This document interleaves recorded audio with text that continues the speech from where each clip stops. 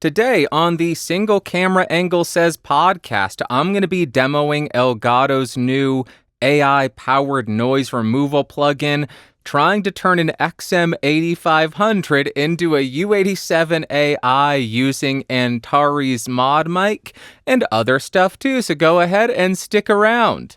Alright, so I think there's some pretty cool news that just got announced from Elgato, and it's in regards to Wavelink 2.0, which is a free update if you use the Wave 1, Wave 3, Wave Neo, Wave XLR, or Stream Deck XLR dock. And in this update, they added a new feature called Voice Focus. And the way they describe it in the software is bring speech to the forefront, pure, clear, free of noise, powered by AI acoustics. So this is an AI-powered plugin that's going to reduce background noise. So let's just go ahead and hear how this thing sounds.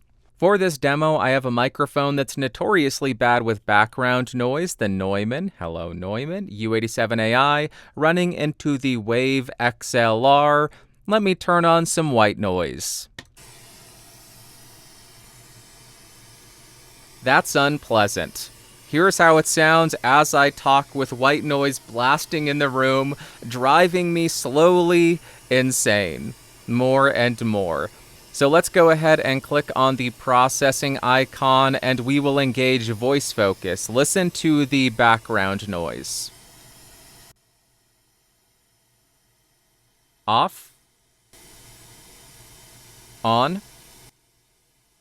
And currently I just have it set in the middle. Let's go ahead and turn this all the way up as strong as it can get, as much background noise as can be removed, and let me shut it off.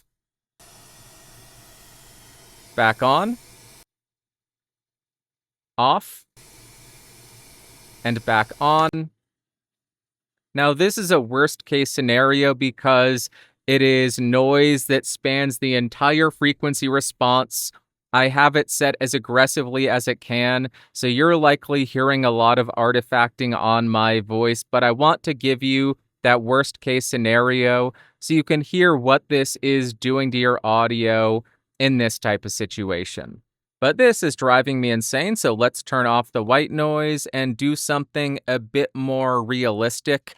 And the situation I want to test next is with a clicky keyboard. This has Gateron Blue Switch keyboards. I turned the sensitivity to medium, and I will just type away on this as I talk. Does it do a good job at rejecting that? Does it still pick a lot up? Is it artifacting my voice? How does that sound? Let me turn off the plugin. Here's how it sounds with my voice talking and the keyboard clacking with no noise reduction there. That's how much of it is picking up. Again, with it on. And then let's get as aggressive as we can. Turn it all the way up to strong. This is me just hitting the keyboard at this point. I am mad at it, and you're not mad at me, you're mad at your father or something. Okay, that's a worst case scenario. That got weird. That's just a demo. All right, I am done with the keyboard. Let me go ahead and turn the voice focus off. I just have to say, I think this is such a rad update because I love when companies don't stop developing for products that have been out for a couple of years. That's something that we have seen for so long. A product gets put out and then the company just forgets about it. They don't update it. They don't add any new features. Or if they do develop new features, they charge people for it. This is a situation where they likely could have charged people for this, but they threw it out there as a free update, and that just builds a lot of goodwill with customers. You're continuing to support the products that people have bought. You're continuing to add features that make them more valuable for people. So you are developing a very trusting consumer. I just think that's rad because it's great for the end consumer, and then it is also good for the company because they are developing loyal customers who believe in them. So good job, Elgato, for not charging. Good job for continuing to develop.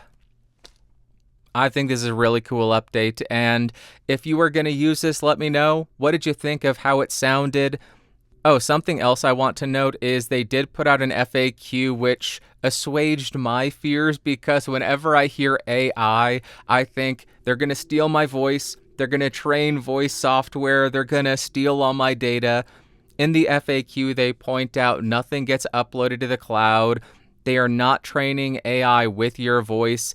Everything is processed locally on your device, so there you go. That's another added benefit. Very cool, and I just wanted to share that and give you a quick demo.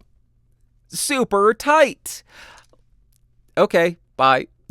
Wow, past Bandrew. Very cool. Next, I want to discuss Antares Mod Mic. I got a super thanks on an older episode, and I'll read that a little bit later in the value for value section. But based on that comment, based on that super thanks, based on a question within, I wanted to demo Antares Mic Mod or Mod Mic because it, in theory, allows you to turn a microphone into another. One of the starting points they have is the Behringer Xm8500, a $20 dynamic microphone, and the mics it allows you to model are the U87, C12, C800G. So when I learned about this plugin, the fact that it existed, I got a quick demo and I recorded a demo.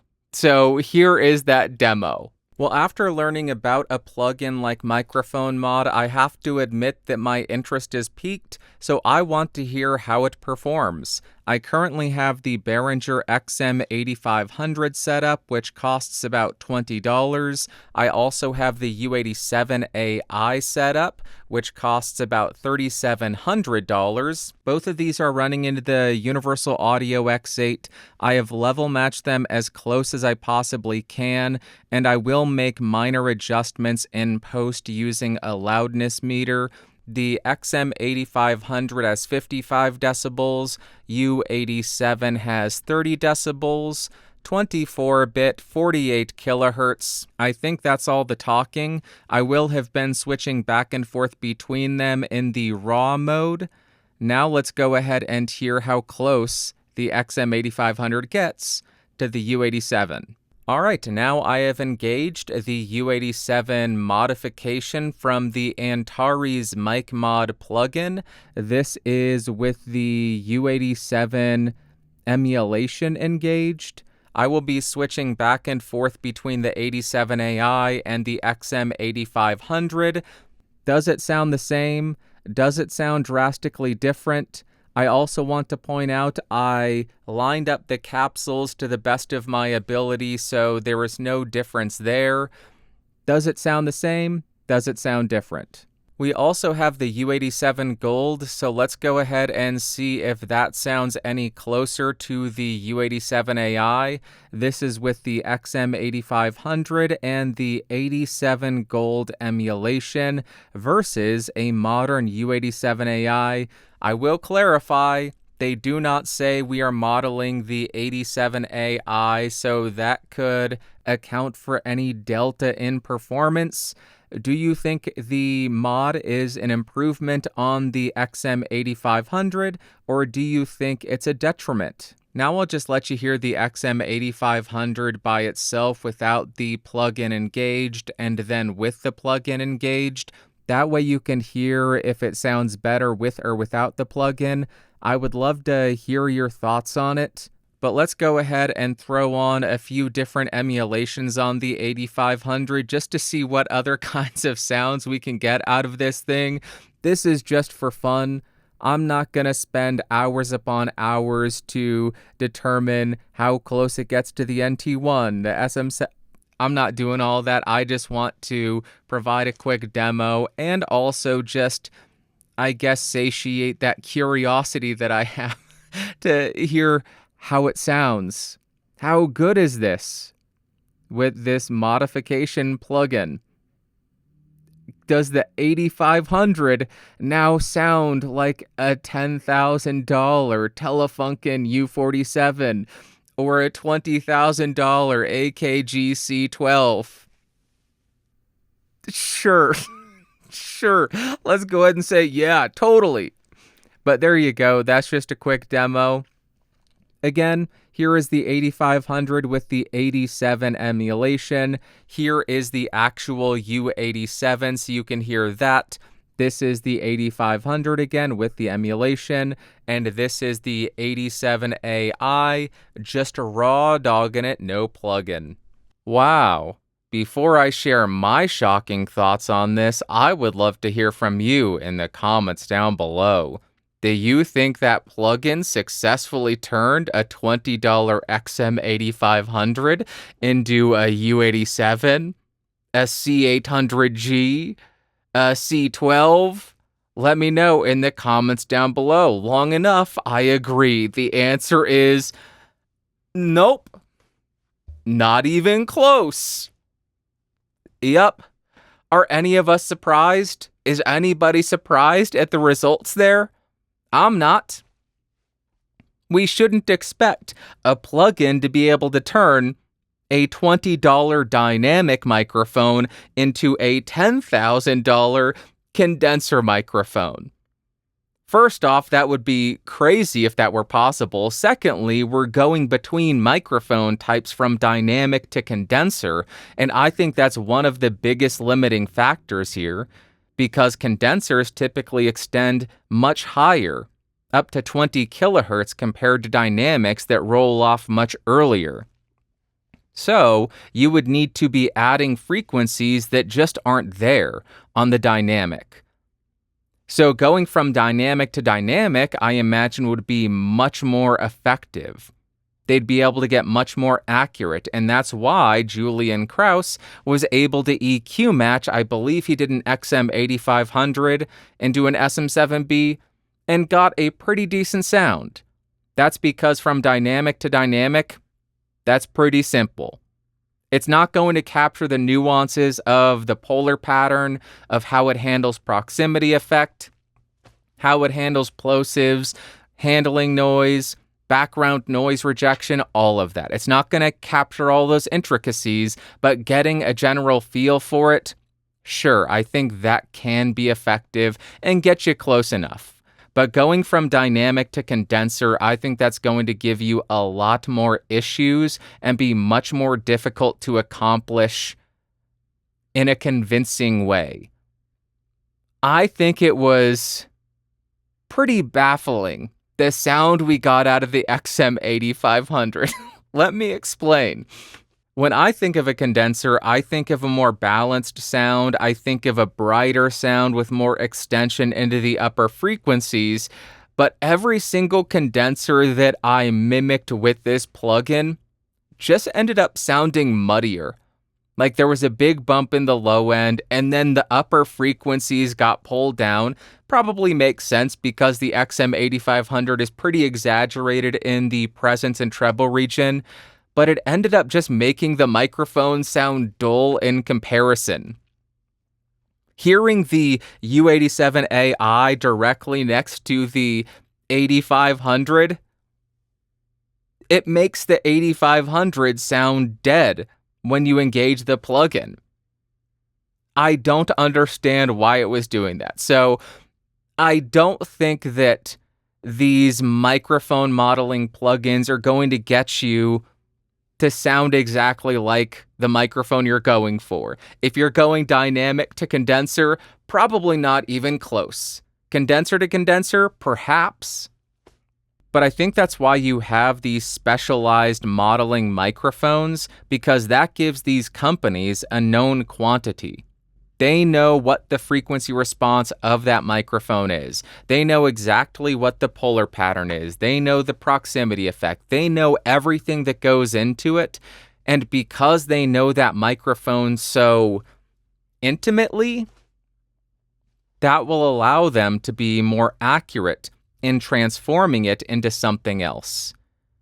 Like I said in my Townsend Labs mic review, the L22, does it get you there? No, it does not get you a U87 or a U67. Does it get you in the ballpark? Yeah. With the microphone modeling plugins, I am going to assume it's going to be even less accurate than that. It will get you in maybe the parking lot of the arena, but it's not going to get you a $10,000 microphone for $20. I don't see that happening. There you go. That is the conclusion to that. I will share the value for value super thanks later. All right, let's jump to what you had to say. And the first comment comes from Archer, and he says, I wouldn't be worried about damaging records on the Audio Technica. I've spoken to audio record store owners who have asked me what I have, and when I say Audio Technica, at least 2 have said, well, at least you're not damaging the records. I have asked which ones damage the records, and they say the Crosleys and the Victrolas do. Archer, thank you very much for the comment. Thank you for that additional information. I wanted to include this because last week I said the $100 Audio Technica turntable that I have is likely to damage the records. I don't think it has the best stylus. That's good to know that it's not going to damage the records, or at least the people you have spoken to say that it will not actually harm the records. So perhaps I'll get back into enjoying vinyl a little bit more, but I'm not buying anymore. It's still too heavy, still too large, but I wanted to include that in case anybody else has one of those more affordable Audio Technica turntables, and I may have scared them. Here is somebody saying the contrary, that it does not damage the records. Thank you very much, Archer. I appreciate you. Next, we have a comment from Diablo Monk. I've been listening to the BSP for a few years now, but I still don't understand this EDC subculture. Are you all like the Juggalos? Is there a band like the Insane Clown Posse that EDC people follow? Diablo Monk, thank you very much for the comment, and thank you very much for the questions. I don't know if you are just goofing and gaffing, but allow me to elaborate and clarify something. EDC, those 3 letters, have multiple different meanings. It does stand for everyday carry, which refers to people talking about what's in their pockets, what they carry every single day, what goes in their bag when they go to work, that kind of stuff. But it also stands for Electric Daisy Carnival. That is an EDM festival, an electronic dance music festival, where if you look it up, you will find scantily clad people in bright neon colors listening to Tiesto and Skrillex and Bass Nectar as they do drugs and be promiscuous. Those 2 categories, I don't think they really get along, or I don't think they mesh too much. So that's why you may be confused, or maybe you're just goofing and gaffing. Electronic Daisy Carnival people and everyday carry people, I would say very different.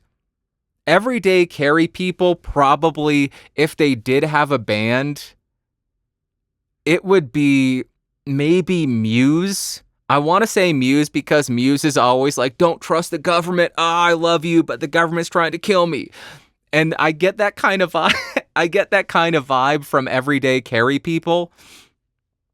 But then maybe it would just be country music, because a lot of everyday carry people are just country folk. They like living more rugged lifestyles.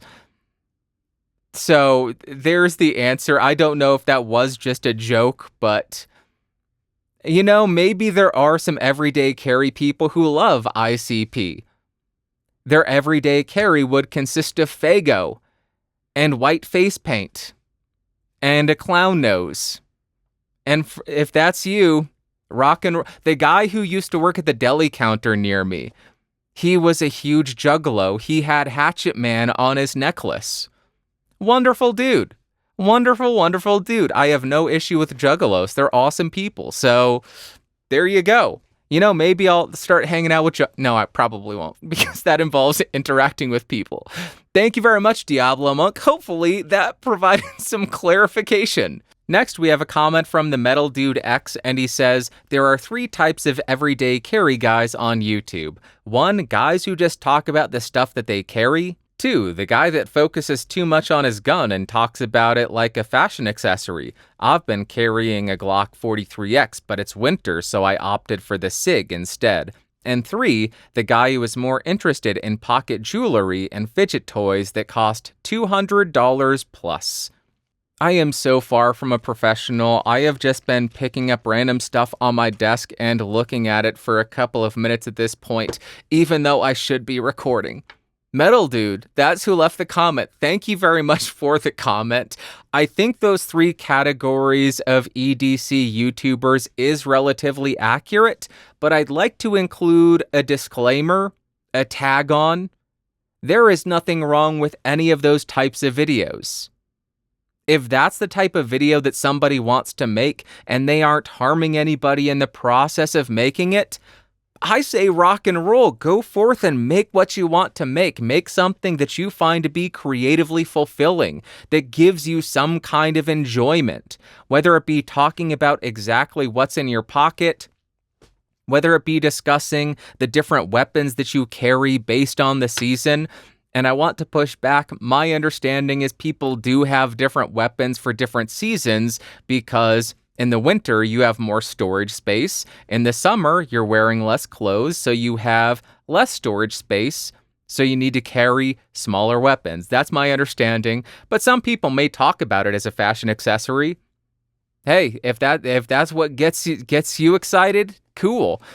And then you totally do have those guys on YouTube who treat their everyday carry kind of like pocket jewelry. And hey, more power to you. Heck, even if you're going into debt to do it, I wouldn't advocate that. I wouldn't recommend it. I would say buy stuff that you're going to use. But if that's how you want to spend your money and that's the type of video and topic that you want to focus on, rock and roll. Because I know people look at those who are into fragrances, who are into watches, who are into microphones, who are into guitars, and they think the exact same thing. They look at somebody who has a $6,000 guitar, they say, what a waste of money. You could have purchased a $500 guitar and accomplished the same thing. Because the music comes from the musician, not the guitar. Why do you want a fancy watch? It keeps worse time.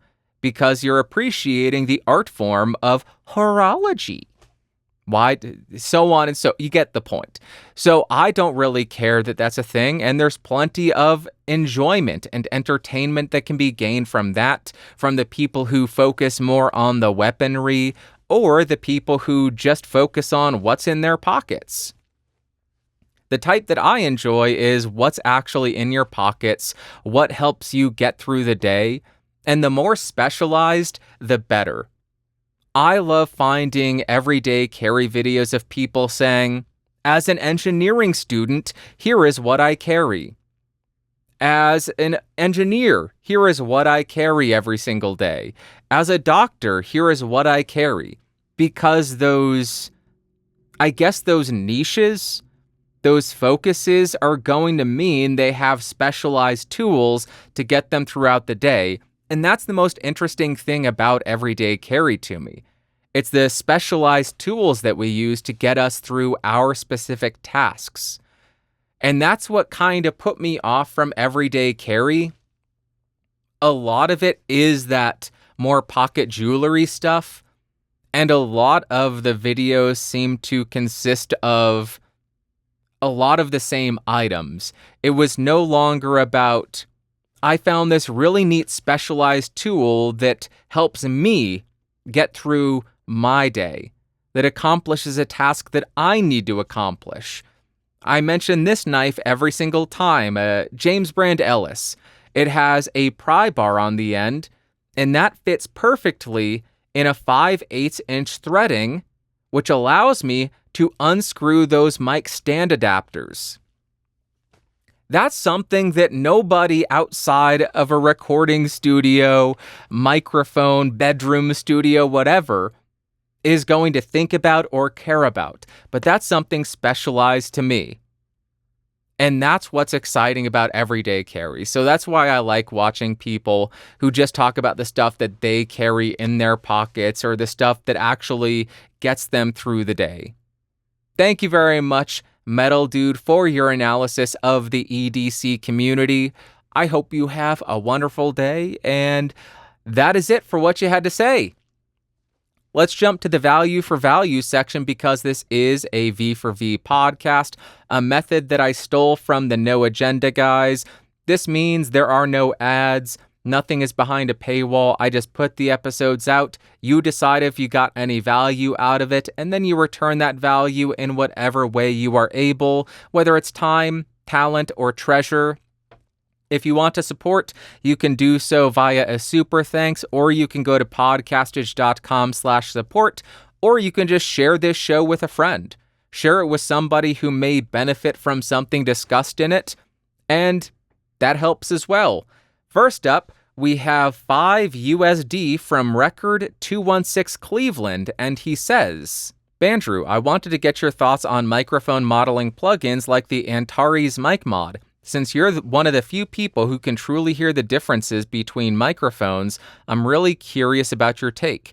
It's wild to think that a $13 mic like the Xm8500 could be made to sound like a $10,000 Sony C800G. Have you ever tried a mic modeling plugin before? No need to do a full review, I just thought it might be an interesting topic for one of your episodes. That said, I do think it would be really interesting if you reviewed one of the expensive microphones you own, considering a lot of people either can't afford them or don't want to risk wasting money on one.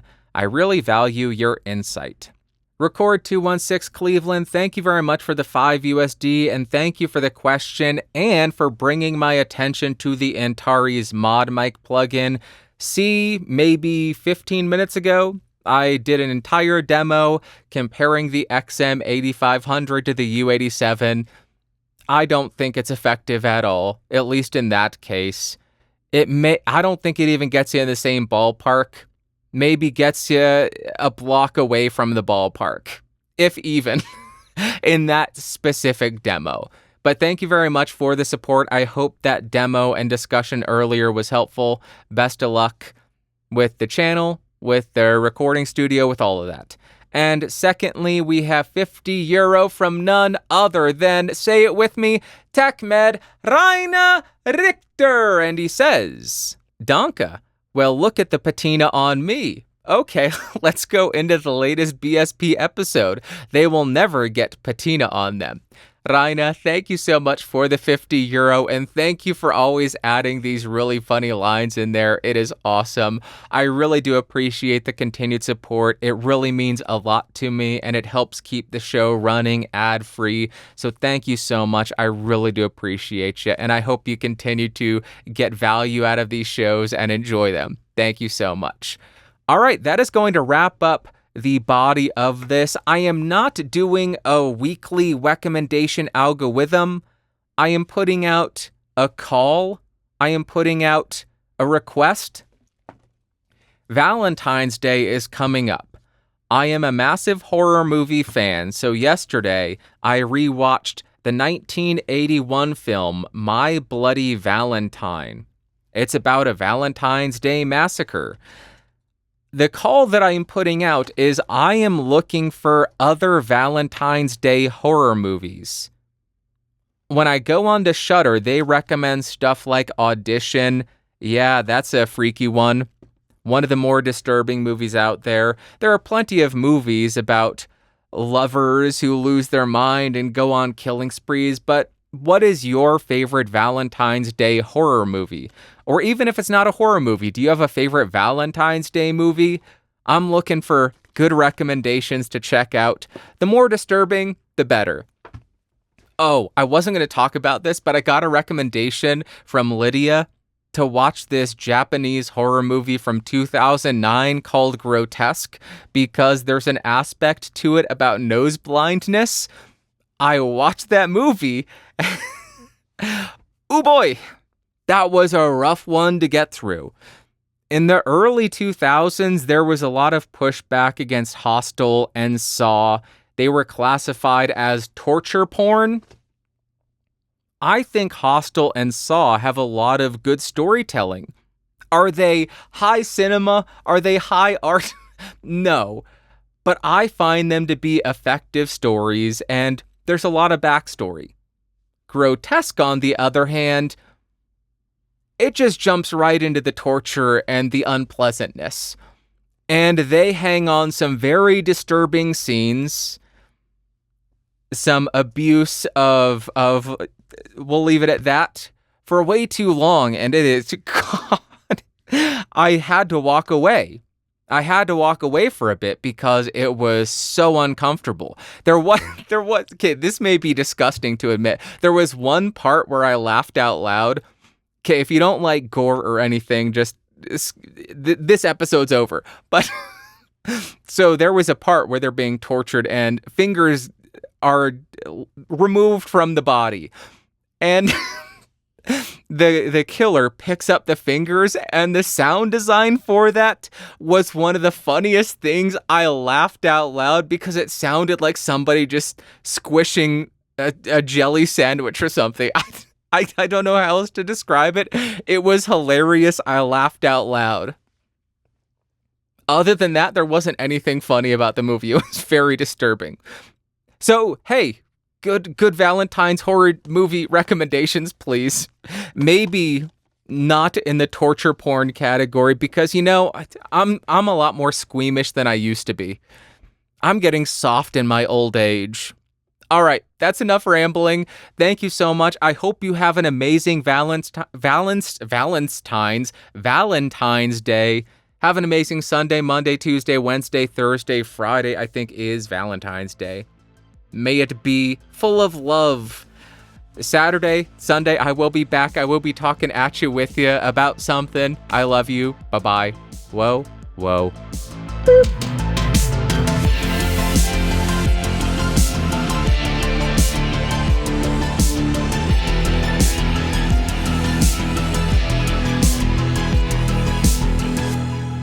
This has been a Geeks Rising production. Your executive producer is Bandrew Scott. For more information, head over to www.geeksrising.com.